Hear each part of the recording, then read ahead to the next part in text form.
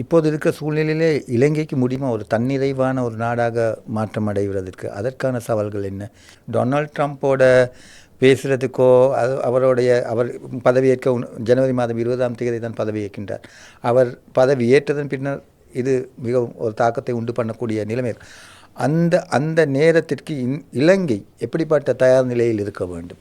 நான் நினைக்கிறேன் இதை 2 வகையாக பார்க்கலாம். ஒன்று, அசோகலியனிகே சிங்களத்திலே இருக்கின்றது மிக பிரபலமான பொருளியல் ஆய்வாளர். கொழும்பு டெலிகிராஃபிலே எழுதியவற்றை ஆங்கில கட்டுரையிலே தெளிவாக சொல்லுகின்றார். இலங்கை பொருளாதார நெருக்கடியிலிருந்து மீள வேண்டுமாக இருந்தால் பொருளாதார பொறிமுறைக்குள் தமிழர்கள் உள்வாங்கப்பட வேண்டும்.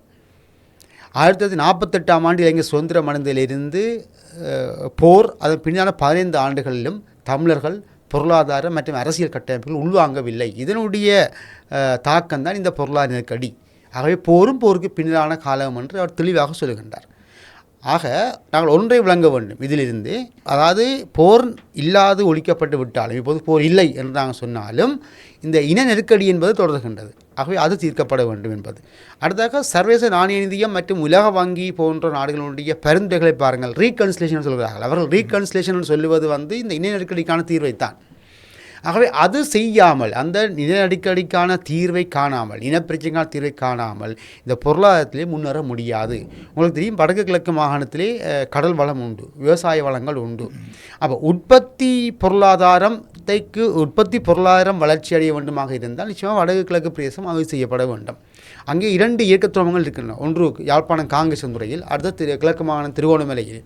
அந்த 2 இயக்கத்துவங்களும் இலங்கை அரசாங்கம் சரியான முறையில் பயன்படுத்தவில்லை. இராணுவ தேவைகளுக்காக, இந்திய மற்றும் அமெரிக்க இராணுவ தேவைகளுக்காக அது பயன்படுத்தப்படுகின்றது.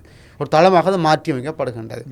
ஆகவே முதல்ல உற்பத்தி பொருளாதாரம் வளர்ச்சி அடைந்து ஏற்றுமதி பொருளாதாரம், குறைந்தபட்சம் ஏற்றுமதி மற்றும் இறக்குமதியில் குறைக்கப்பட வேண்டும். நான் நினைக்கிறேன் 1972ஆம் ஆண்டு முதலாவது அரசியல் ஜாப் இலங்கை இராமை அடைந்த பொழுது முதலாவது அரசியல் ஜாப்பை கொண்டு வந்த ஸ்ரீமா பண்டாரநாயக்கா கொண்டு வந்த பொருளாதார திட்டம் மிக சிறப்பானது.